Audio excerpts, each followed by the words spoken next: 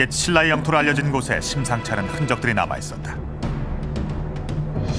신라인의 무덤인 줄 알았던 수능고분 벽면엔 고구려 무덤에서나 볼 수 있는 벽화가 그려져 있었다.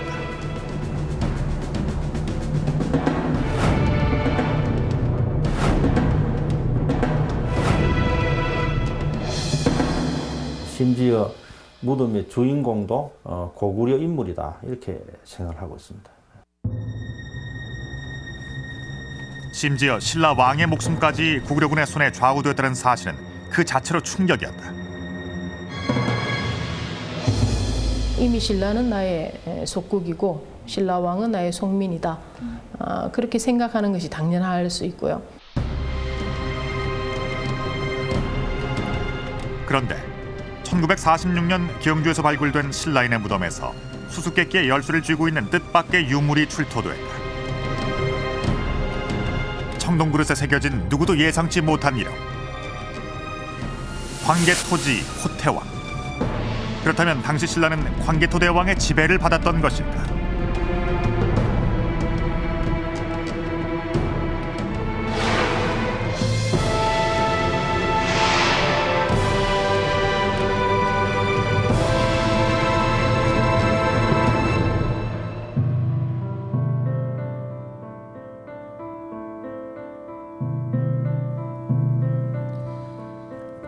광개토왕 청동호우는 해방과 더불어서 우리 국립박물관에서 최초로 발굴한 구분에서 출토된 것입니다.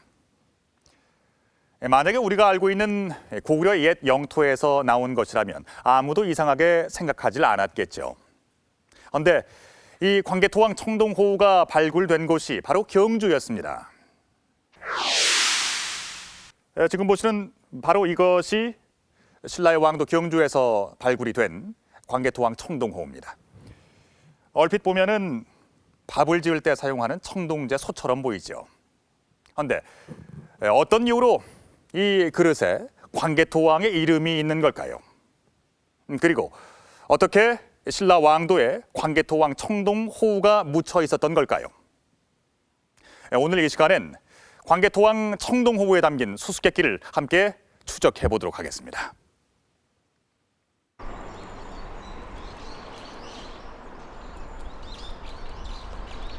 우린 국립중앙박물관을 찾아서 광개토대왕 청동호우를 분석해 보기로 했다.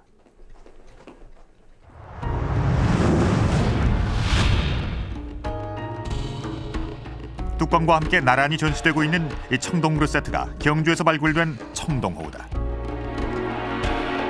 명문은 청동호우 바닥에 새겨져 있었다. 16자의 명문 속에 들어있는 선명한 글자, 분명히 고구려 광개토대왕의 이름이다.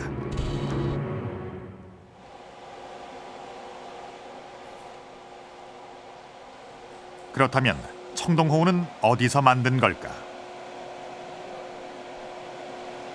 청동호우에 담긴 보다 세밀한 정보를 파악하기 위해 X선 촬영을 의뢰했다. X선 촬영을 하면 표면성으로 보이지 않는 자세한 정보까지 확인이 가능하다.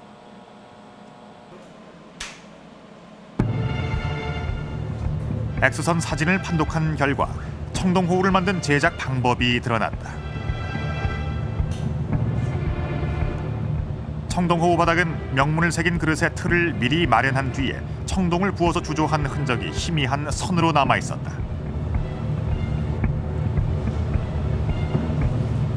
예, 선이 이 부분입니다. 그래서 만약에 합범을 썼다고 하면 아랫범하고 윗범하고 이 경계선에 해당됩니다. 이것이 아주 깔끔하게 잘 만들어진 주조된 상태입니다. 보통 다른 유물들 같은 경우에는 이제 거푸집을 합쳤을 때 그 합친 부위가 이제 튀어나온다든지 마무리가 덜 된 경우인데 이 유물은 내면이나 또는 바깥쪽이나 모두 전부 마무리가 잘 되어 있습니다. X선 사진상의 글씨체를 분석하던 도중 우리의 의문을 풀어줄 단서를 발견했다.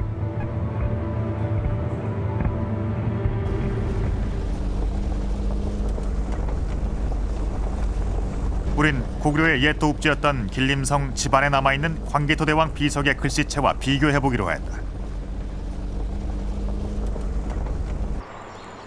보존 유리각을 씌워놓은 상태였지만 웅장한 규모의 비석에 새겨진 글씨체는 확인이 가능하다. 높이가 6m 39cm에 이르는 광개토대왕 비석엔 1700여자의 명문이 적혀 있는데 동북아에서 독특하고 아름다운 글씨체로 널리 알려져 있다.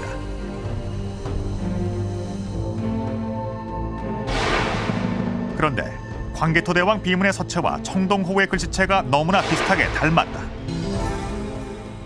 필획을 단순화시켜 놓은 모양까지 같다. 우린 고대 금성문 서체 전문가에게 명문의 글씨체 분석을 의뢰했다. 탁본한 광개토대왕 비문의 글씨와 비교 분석한 결과 청동호우의 명문은 광개토대왕 비문의 서체와 동일한 서체로 확인됐다. 광개토왕비의 서체와 유사성 관계를 생각해 본다면 고구려에서 제작되어 신라로 온 것으로 보입니다. 그렇다면 고구려에서 건너온 광개토대왕 청동호우를 무덤까지 갖고 간 사람은 누굴까?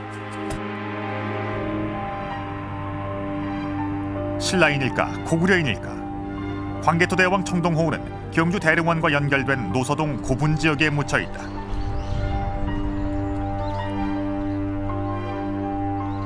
이미 지상의 봉분이 무너지고 없는 무덤이라 호우총을 발굴하기 전까진 누구도 이 유적이 엄청난 역사의 비밀을 간직한 무덤이라고는 생각하지 못했다.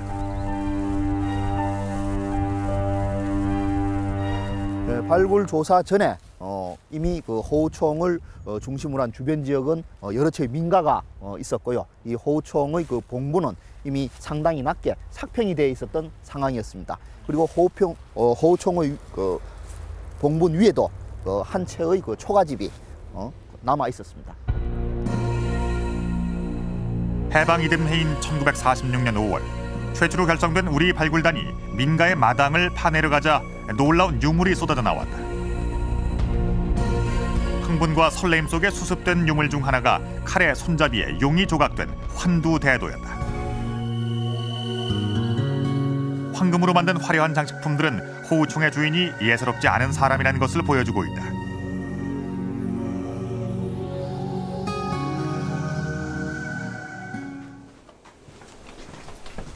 우린 무덤 주인의 국적을 밝히기 위해서 호우총 발굴 보고서를 살펴보기로 했다. 이 책이 이제 호우총과 은영총 보고서입니다. 당시에 나왔던 보고서인데요. 요 라인이에요. 보고서에는 광개토대왕 청동호우가 묻힌 호우총의 구조가 상세하게 그려져 있었다. 목각 외부의 크기죠. 네. 이 길이 무덤 바닥에는 일정한 크기의 맷돌이 깔려져 있었고 그 위에 시신을 안치한 목관과 부장품 공간을 마련한 다음 다시 돌로 채운 뒤에 봉분을 쌓아 올린 이른바 적석 목각분이었다.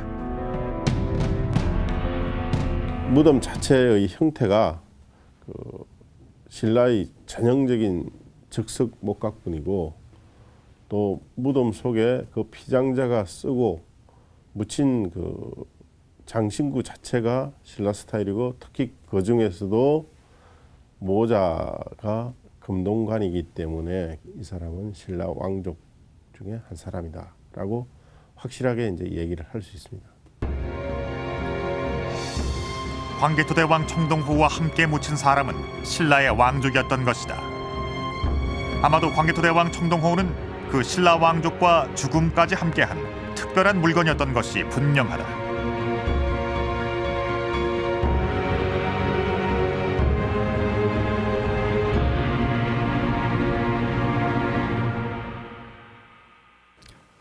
이 한강 이남에서 지금까지 광개토왕의 이름이 새겨진 유물이 발굴된 것은 이 청동호우가 유일한 경우인데요.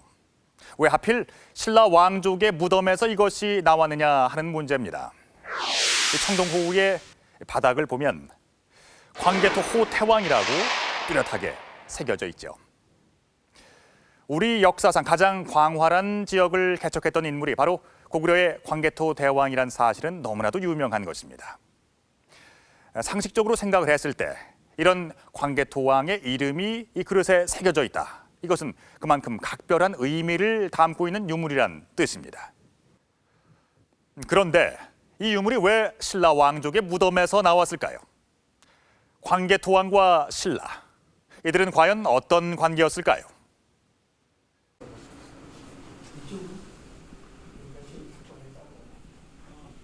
수수께끼의 단서를 추적하던 도중 우린 일본 서기에서 흥미로운 기사를 발견했다.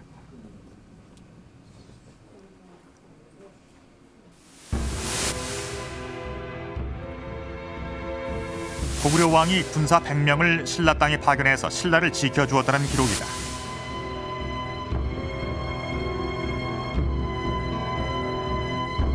더더욱 놀라운 것은 고구려군의 신라 주둔지로 언급되고 있는 지역이었다.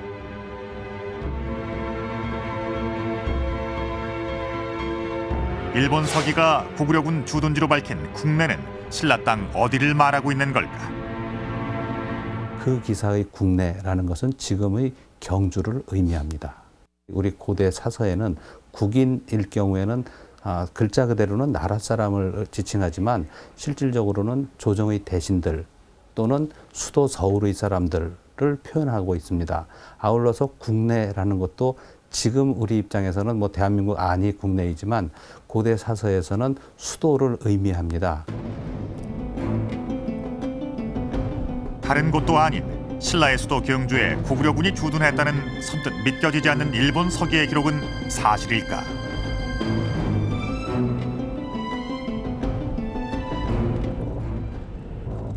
그런데 옛 신라의 영토로 알려진 지역에서 심상치 않은 흔적들이 드러났다. 경북 영주시 순흥면 읍내리. 우린 이곳의 한 무덤에서 뜻밖의 사실을 확인할 수 있었다.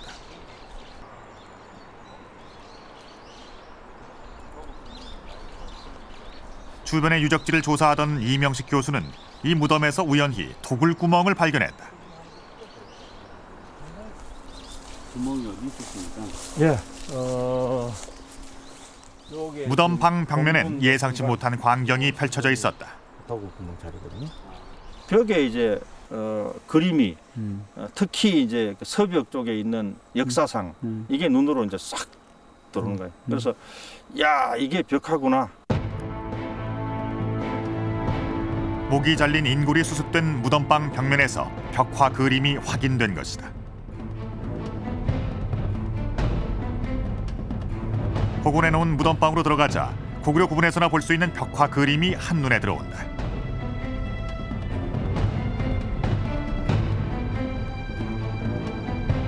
벽화의 그림 양식까지 고구려 귀족의 무덤에서만 발견되는 고분 벽화와 매우 흡사하다.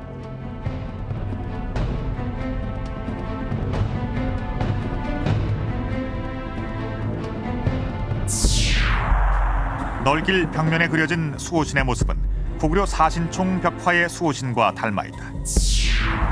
덕흥리 고분의 양광도를 연상케 하는 새 그림도 있었다.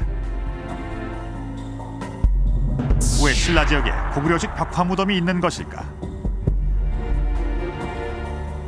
무덤의 주인공도 고구려와 관련된 고구려의 당시 변방 장수의 무덤이 아닌가 이렇게 이야기할 정도로 고구려와 관련 있는 무덤으로 이렇게 이해를 하고 있습니다. 실제로 고구려군이 신라 지역에 주둔했던 걸까? 영남대 박물관엔 조선시대 실학자들이 만든 고구려 영토 지도가 보관돼 있었다. 그리고 요쪽이 지금 내려오는 게 중령이고 지금 영주, 특히 예안 이런 쪽은 굉장히 경상도 밑인데 내려와서 그 청송 지금 여기 이 지도가 어디까지 내려와 있냐면 청하 지금 포항 위까지 고구려 영토로 되어 있는데 요 전체 지명으로 요 부분은 삼국사기 지리지의 명칭과 일치를 해요. 서해의 남양만에서 동쪽으로는 포항 일부 지역까지 고구려의 영토로 돼 있었다.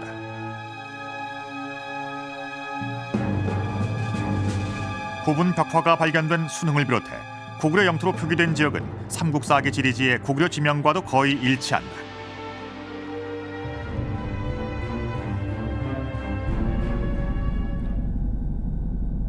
과연 신라와 고구려 사이에 무슨 일이 있었던 걸까?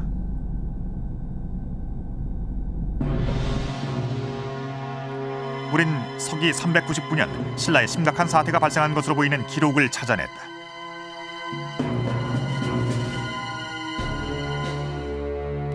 은유적으로 표현해놓은 사건의 내막은 광개토 대왕 비문에 자세히 적혀 있었다.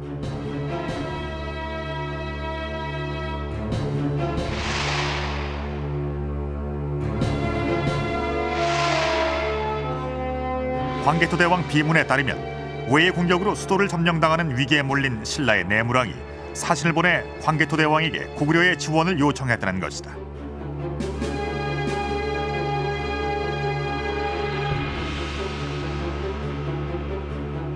사실은 그 외와 가야의 연합군이 들어와 가지고 신라 왕성인 금성을 함락시켜요. 함락시키고 왕이 당시 왕이 그 나물왕인데 나물왕이 그 북쪽으로 이제 그 도망을 가요. 고구려 영역 경계선까지 도망을 가면서 이제 그 병력을 요청하게 되고.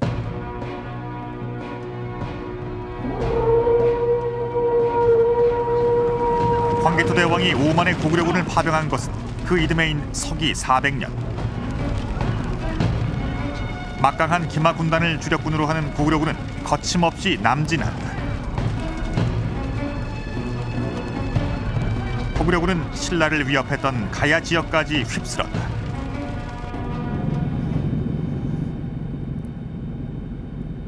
우린 가야의 영토였던 부산시 복천동 부근에서 고구려군이 남기고 간 자취를 확인할 수 있었다. 300여 점에 달하는 유물들이 쏟아져 나온 가야의 지배층 무덤이다.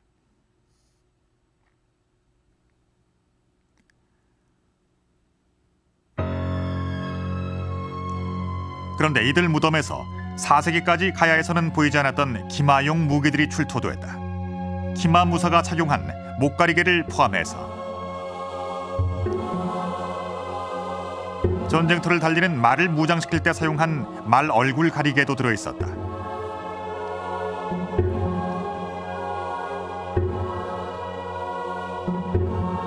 고구려 고분벽화에 그려진 중무장한 기마병이 입고 있는 갑옷과 같은 찰갑도 발굴됐다.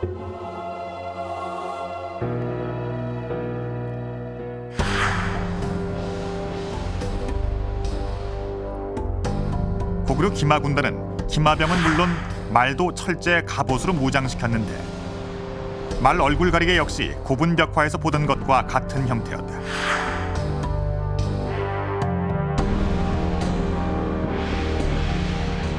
고구려군을 보게 되는 가야인들은 큰 충격을 받게 되는 것 같습니다. 그 고구려군들의 중무장한 기병의 모습이라든지 창이라든지 전술의 방법들은 그 가야인에게 있어서는 다시 새로운 변혁, 그 사회 전반의 그 시스템의 어떤 큰 변화를 일으키게 되죠. 그 생각 자체부터 아마 사고를 크게 뒤흔드는 계기가 되었던 것 같습니다. 강성했던 철의 나라 가야를 굴복시킨 광개토 대왕의 고구려군은 이때부터 신라의 주요 거점에 주둔했던 것으로 보인다.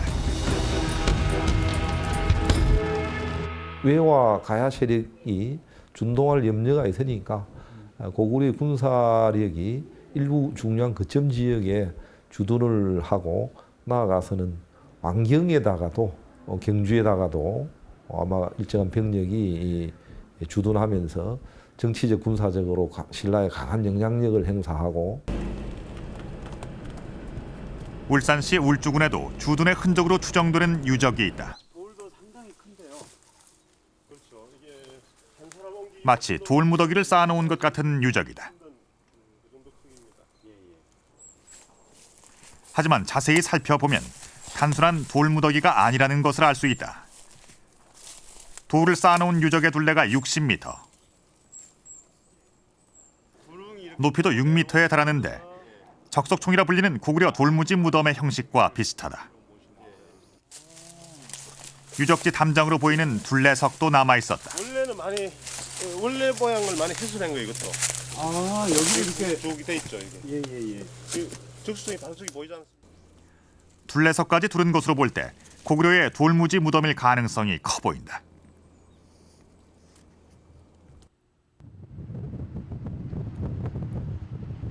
전형적인 고구려식 돌무지 무덤 양식은 중국 길림성 집안에서 확인이 가능하다. 공원처럼 깨끗하게 정비되어 있는 산성화 고분군엔 크고 작은 1,500여 개의 돌무덤이 남아있다.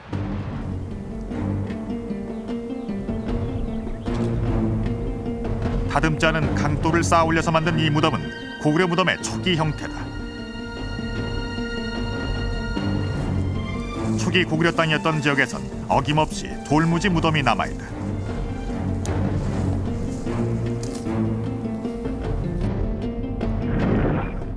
땅 위에 시신을 안치하는 석실을 만들고 그 위로 돌을 쌓아 올려 봉긋한 무덤의 형태를 만든 구조다.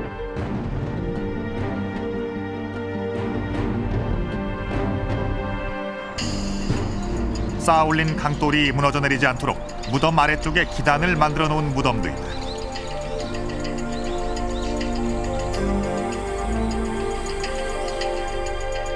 이른바 기단식 돌무지 무덤이다.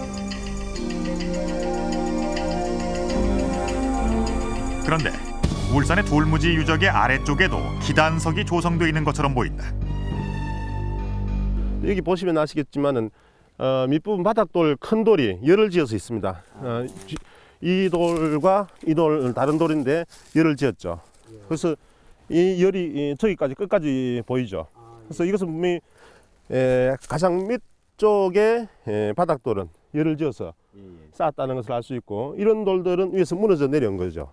이게 무덤이다라고 한다면 이거는 고구려의 적석총일 수밖에 없고, 그러면은 고구려 적석총이 영남 지역에 그것도 남쪽인 울산 지역에 있는 이유가 뭔가? 그것은 400년 고구려 남정과 연관시킬 수 있다. 고구려군의 신라 주둔을 뒷받침하는 결정적인 금성문 기록도 남아 있었다. 충주시 입성마을에서 발견된 중원 고구려비는 한반도에 남아있는 유일한 고구려 비석이다. 이 중원 고구려비에는 흥미로운 기록이 새겨져 있다.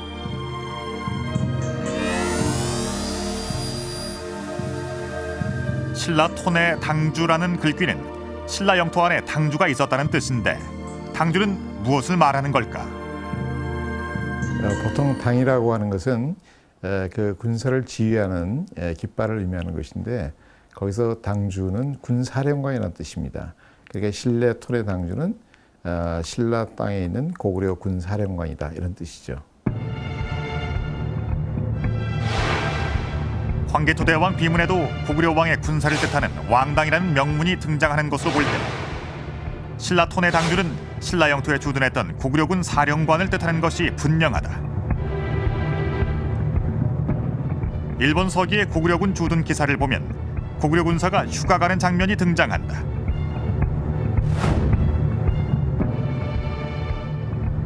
신라에 주둔하던 고구려군은 휴가 때 신라인을 말잡이로 삼아 고구려에 갔다는 것이다.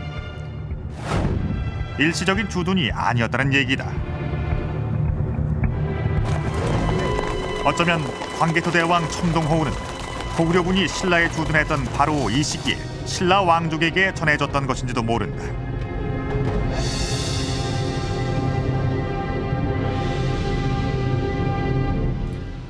신라는 왕도까지 점령당하는 위기 상황에서 벗어나기 위해서 고구려의 황개토 왕에게 도움을 요청했고, 이것이 고구려군의 신라 주둔으로까지 이어지게 된 겁니다. 자, 그렇다면 경주에서 출토가 된 이 황개토왕 청동호우는 고구려군이 신라에 주둔하고 있을 당시에 신라로 건너온 것일 수도 있습니다. 우리의 의문을 풀어줄 수 있는 단서가 바로 이 청동호우에 있습니다. 이 을묘년이라는 글자인데요. 이 을묘년은 청동호우가 만들어진 제작 연도를 뜻합니다. 그렇다면 정확하게 이 을묘년은 몇 년도를 말할까요? 그리고 이 청동호우를 경주까지 가지고 온 신라 왕족은 누굴까요?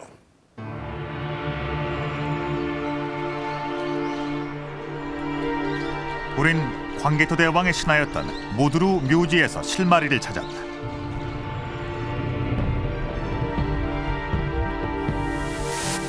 집안에서 발굴된 모두루 묘지명에는 황개토 대왕 청동호우에 새겨진 명문과 거의 유사한 글귀가 적혀 있었다. 광개토대왕의 이름 앞에 붙여진 국강상이란 명문은 무슨 뜻일까? 고구려 왕의 시호에 고구려 왕이 묻힌 곳을 자기 시호로 가졌었습니다. 그래서 가령 예를 들어서 고국양왕, 고국원왕 그러면 고국양이라는 곳, 고국원이라는 곳에 묻혔던 왕이라는 뜻입니다. 그런 것으로 비교해 보면은 국강상이라는 표현은 광개토왕이 국강상이라는 곳에 묻혔다라는 의미입니다. 그러니까 청동호우는 광개토대왕이 국강상에 묻힌 뒤에 만든 그릇이란 얘기다. 따라서 을묘년은 광개토대왕 사망 이후의 시기에 해당된다. 삼국사기에 기록된 광개토대왕의 사망년도는 412년이다.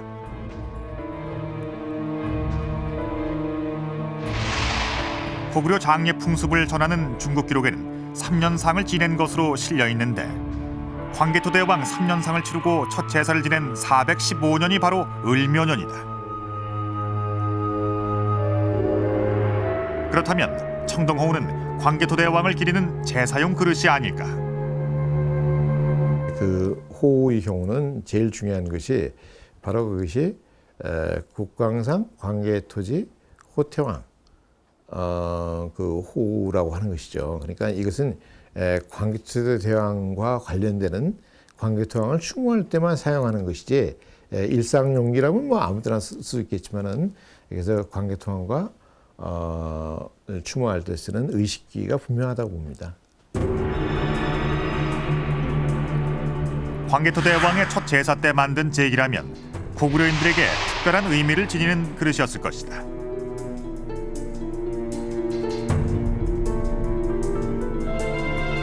우린 지금까지 풀리지 않는 수수께끼로 남아있는 청동호우의 명문에 주목했다.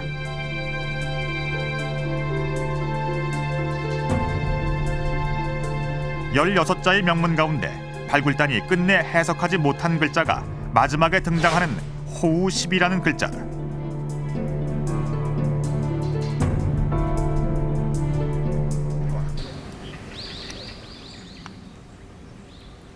의문의 단서를 추적하던 도중 우린 중국 정부가 광개토대왕 무덤으로 확정한 태왕릉에서 그 실마리를 찾았다.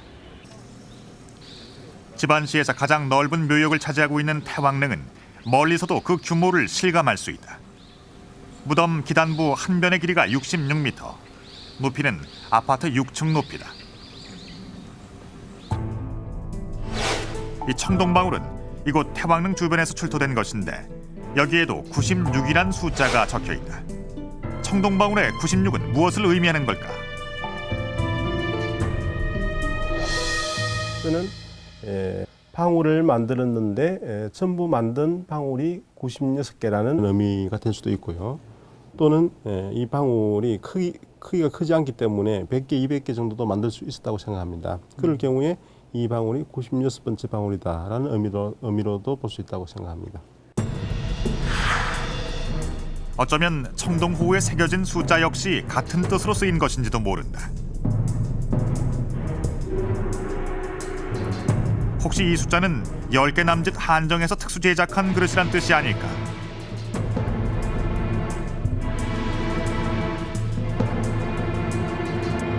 뭔가 귀중한 것이기 때문에 숫자, 요즘 말로 남바링을 했다 이래 볼 수 있죠. 많이 만든 게 아니라 극히 몇 개, 뭐 잘해야 10개 남짓 행극이라는 그 숫자의 의미가 있지 않을까 그렇게 생각합니다. 이처럼 귀한 광개토대왕 청동호우를 고구려로부터 하사받은 신라 왕족은 누굴까?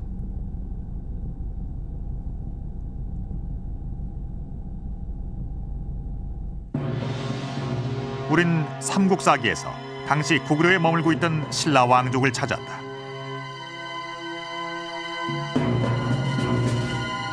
광개토대왕이 세상을 떠난 412년에 고구려에 골모로가 있었던 신라 왕족의 이름은 복호였다. 복호는 광개토대왕에게 도움을 요청했던 내물왕의 아들이다. 신라의 왕자인 복호가 고구려의 인질로 머문 기간은 6년이다. 418년에 귀국한 것으로 볼 때 복호가 광개토대왕 청동호우를 갖고 들어온 것이 아닐까.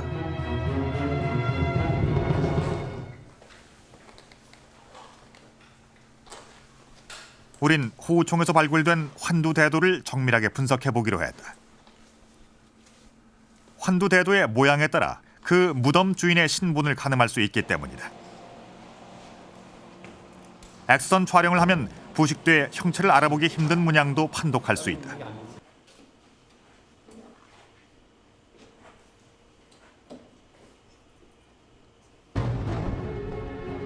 녹슨 환두대도의 칼날에서 육안으론 보이지 않던 화려한 문양이 나타난다.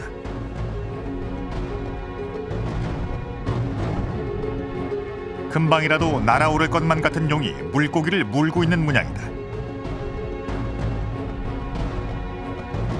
게다가 금실로 상감한 용으로 밝혀져 호우총의 주인이 신라의 왕자급에 준하는 신분임을 말해주고 있다.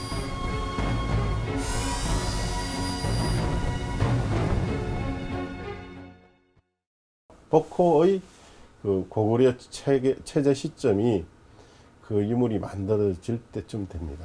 그래서 아마 이건 뭐 상당히 역사적인 추리에 불과하긴 하지만 그렇게 됐을 개연성이 굉장히 크다는 거죠. 호우총 발굴 당시 신분의 상징이었던 환두대도는 시신의 왼쪽 머리맡에 놓여 있었고 광개토 대왕 청동호우는 오른쪽 머리맡에서 발견됐다.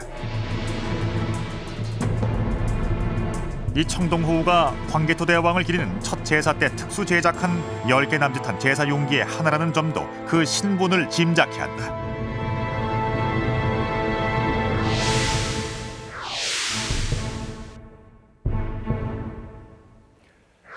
지금까지의 추적 결과 이 청동호우는 광개토 대왕의 첫 제사 때에 고구려에 머물고 있었던 신라 왕자 복호가 직접 가지고 경주로 들어왔을 가능성이 높아 보입니다.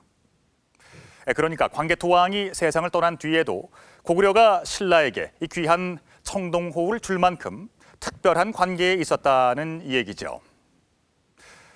그렇다면 광개토 대왕의 신라 구원 전쟁으로 시작된 고구려군의 신라 주둔은 어떤 의미를 갖고 있는 걸까요? 단순히 신라를 보호하기 위한 것이었을까요?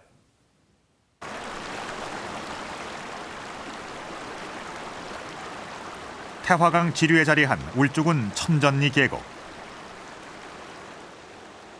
계곡을 따라 늘어선 암벽엔 수많은 바위 그림과 문자 기록이 새겨져 있었다. 천전리 서석이라 불리는 암벽에서 우린 신라인들이 남긴 뜻밖의 단서를 찾았다. 대영이라고 하는 글자는 여기에 자세히 봐야만 알 수가 있습니다. 대영이라고 하는 글자가 여기에 들어있고 또 이쪽 편에도 이게 대형이군요. 그렇죠. 여기 대형이고 여기도 대형이. 여기도 대형이고요. 전문가가 아니면 찾기 어려울 정도로 희미하게 남아있는 대형이란 글자. 대형은 고구려 관직명의 하나인데 왜 여기에 새겨져 있는 걸까?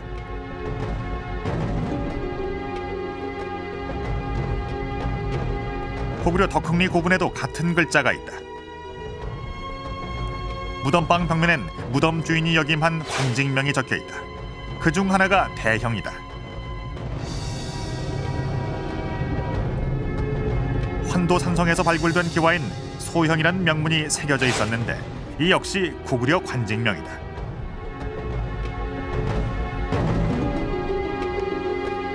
그렇다면 신라인들이 남긴 울주 천전리 서석에서 왜 고구려 관직명이 등장하는 걸까?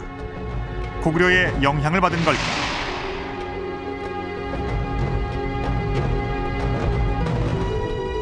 고구려의 직제가 사람이 와서 그걸 칭했을 수도 있고 고구려 사람일 수도 있고 그렇지 않으면 고구려의 직제의 영향일 수도 있습니다. 이런 명문들 속에 나타나는 걸로 보면 고구려 영향이 여기에 강하게 미치고 있다라고 하는 그 하나의 흔적으로서 우리가 들 수가 있습니다. 이건. 삼국사기엔 수수께끼에 퍼즐을 맞춰 나갈 수 있는 또 다른 기록이 있었다. 신라의 18대 왕인 실성이 고구려에서 볼모 생활을 했다는 것이다. 실성을 고구려의 볼모로 보낸 사람은 광개토 대왕에게 도움을 청했던 내무랑이었다.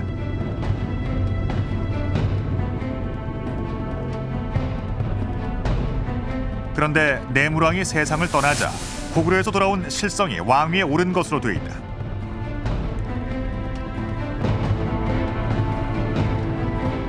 실성이 신라로 귀국한 시점은 내무랑이 죽기 7개월 전이었다. 고구려는 왜 이 시기에 실성을 돌려보낸 걸까? 내무랑은 왕위를 이어갈 아들이 없었던 것일까?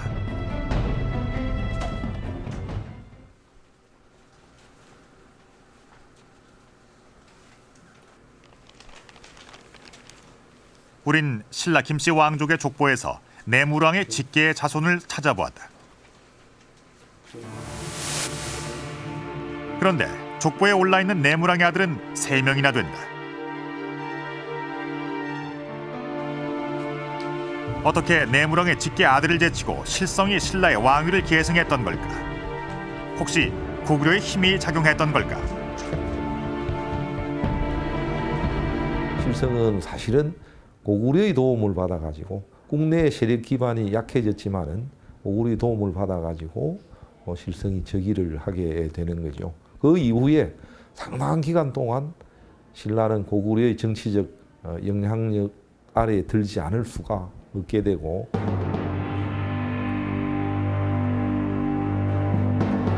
실성왕 역시 자객에게 피살되고 만다. 삼국유사인 실성왕의 죽음에도 고구려군이 개입되어 있는 것으로 적혀져 있다.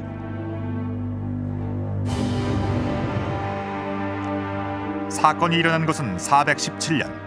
실성이 왕위에 오른 지 16년째 되던 해였다.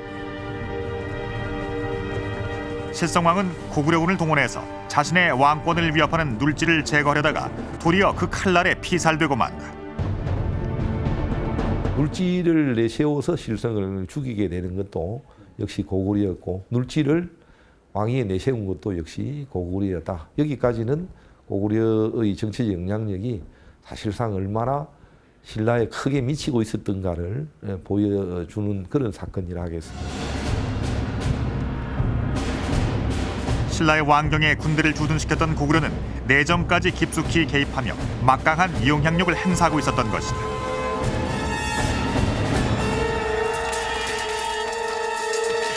광개토 대왕이 5세기 초까지 백제와 가야의 공격에 휘청거리던 약소국 신라를 지원한 배경엔 신라를 통해 고구려의 후방을 노리는 백제를 견제하려는 의도가 있었다.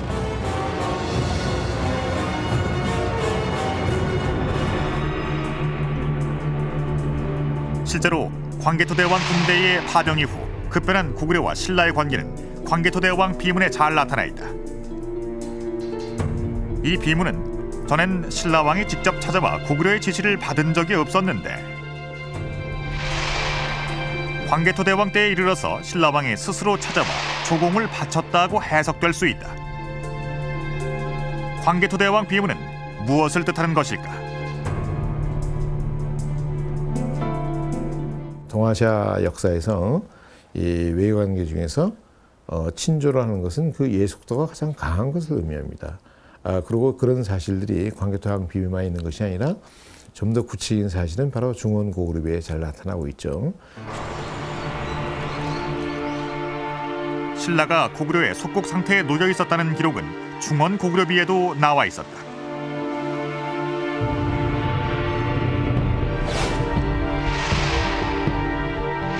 고구려 왕이 신라 왕에게 의복을 하사했다는 구절이다. 이것은 신라를 고구려의 질서 속으로 편입시키는 의식이었다. 의복을 받는다고 하는 것은 조공관계를 의미합니다. 바로 중원비에 있는 그 표현은 신라 그 매금이 고구려에 복속된 것을 의미하는 것이고 그 복속의 정도는 신라 매금이 친히 와가지고 조공을 바쳤다고 하는 것이니까 단순한 이 외유관계가 아니라 바로 복속국, 신하국의 맹세를 한 것을 의미합니다. 백제와 가야의 공격에 시달렸던 신라는 광개토 대왕의 도움으로 위기에서 벗어났지만 고구려의 속국이 됐던 것이다. 어쩌면 광개토 대왕 청동호우는 고구려의 막강한 힘을 상기시키는 거울이었을지도 모른다.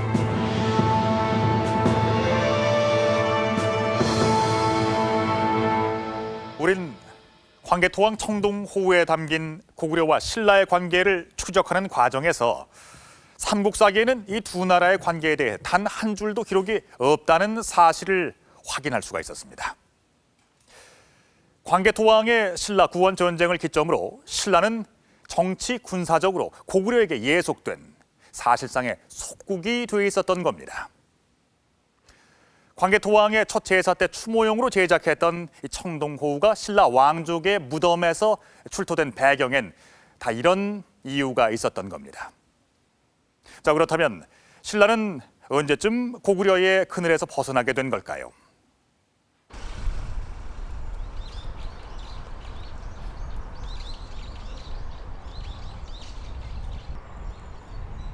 경주시 동쪽에 자리한 명활산성은 급변하게 시작한 신라와 고구려의 관계를 보여주는 유적이다. 신라 왕이 왕궁인 월성을 버리고 명활산성으로 피신한 것은 서기 475년. 왜 신라 왕은 이곳으로 피신한 것일까? 대체 무슨 일이 있었던 걸까? 한성 백제가 망했다 하는 것은 신라로서는 일종의 충격이 아니겠습니까? 그 충격에 대한 대비책으로서 소위 명활산성으로 왕성을 옮겨서 최후의 일전을 준비하던 거죠. 475년에 백제의 수도 한성이 고구려 장수왕의 군대에게 함락됐다. 고구려의 속국이었다면 신라가 놀랄 일이 아닌데 왜 최후의 일전을 준비한 걸까? 우린 일본 서기에서 그 단서를 찾았다.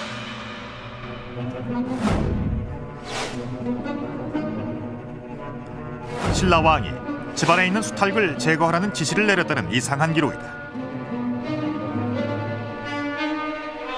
수탈은 무엇을 뜻하는 것일까? 우린 고분 벽화에서 고구려 병사가 쓴 모자에 깃털이 꽂혀 있는 것에 주목했다. 혹시 수탁 제거 지시는 깃털 모자를 쓴 고구려 주둔군을 겨냥한 암호가 아닐까? 수탁이라고 하는 것은 이제 고구려 병사를 빗대서 말하고 있습니다. 이게 수탁에 보면 벼슬이 있지 않습니까? 고구려인들의 모자, 절풍 모자, 세 기치를 양쪽에 꽂고 있지 않았습니까? 이건 이제 수탁에 견주었던 것으로 생각이 됩니다. 바로 이것이 이제 신라인들이 고구려 군대를 신라 땅 안에서 퇴출시키는, 몰아내는 그런 상징적인 사건을 집약해서 말하고 있다. 이렇게 볼 수가 있습니다. 일본 서기는 신라가 경주에 주둔하고 있던 고구려군을 464년 모두 제거했다고 전했다. 이 사건을 전후로 고구려와 신라는 본격적인 전쟁에 돌입한다.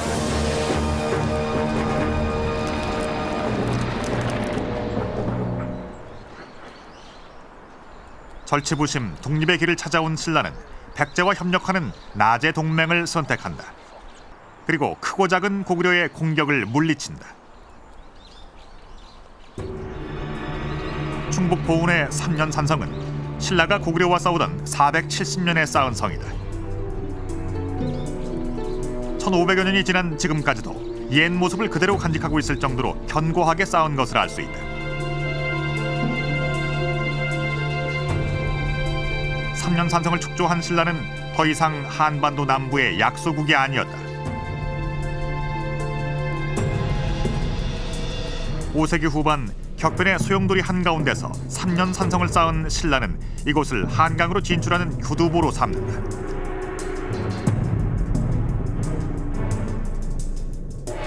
신라도 나름대로의 그 자립 성장하려는 그런 기운이 5세기 중반부터 일어나기 시작을 합니다. 바로 이 3년 산성이 그런 신라가 고구려의 그런 종속 관계에서 벗어나려는, 그러면서 또 신라가 삼국에서의 그 중심 세력으로 발돋움하려는 그런 측면에서의 의미를 가진 그런 산성이라고 볼 수가 있겠습니다. 백제와 가야에 밀리던 한반도 남부의 작은 나라에 불과했던 신라는 5세기를 거치면서 새로운 역사를 쓰기 시작했다. 경주 호우총은 어려운 시절을 거치면서 한반도의 중심 세력으로 성장한 신라의 파란만장한 역사를 간직한 무덤이었다.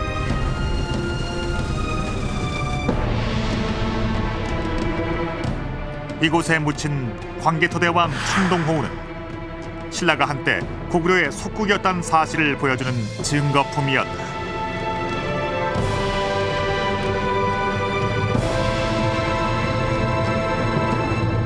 신라의 수도에서 발굴된 광개토왕 청동호우는 1500여 년 전 예속관계에 있었던 고구려와 신라의 역사를 보여주는 시대의 산물이었습니다. 이 청동호우는 어쩌면 신라인들에게 고구려의 강한 힘을 상기시켜주는 상징이었을지도 모릅니다. 신라인들은 고구려의 그늘에서 벗어나기 위해 힘을 키우고 저항했으며 마침내 새로운 역사를 쓰기 시작하는 순간 이 청동호우도 그 생명을 다했습니다. 어쩌면 경주 호우총에 묻힌 신라 왕족은 신라의 아픈 역사가 다시는 반복되는 일이 없도록 기원하는 바람으로 이 청동호우를 무덤 속까지 가져갔던 것은 아닐까요?